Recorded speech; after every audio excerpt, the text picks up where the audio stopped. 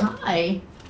So yeah, it's my first book and I just sold it. It feels like I just sold it. I'm still editing it. And I've never ever talked about it except in the pub, like to people who ask me what it's about.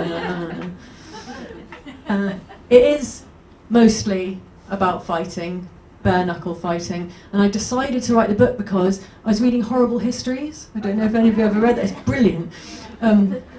Which is children's books about histories, really nasty bits with gruesome illustrations.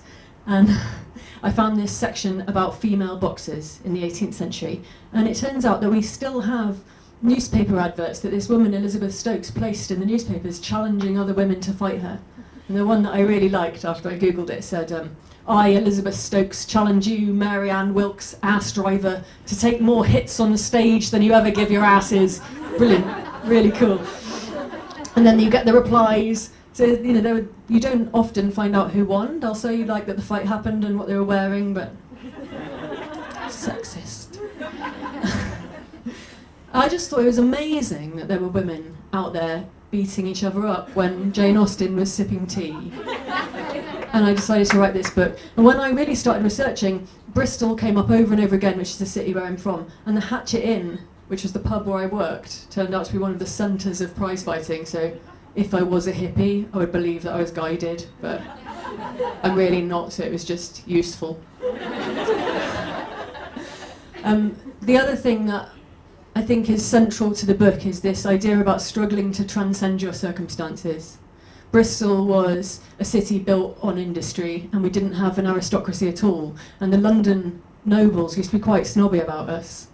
And one of the ways that a Bristol rich merchant could get accepted by the fancy London scene was to take a prize fighter and train him up to become champion of England.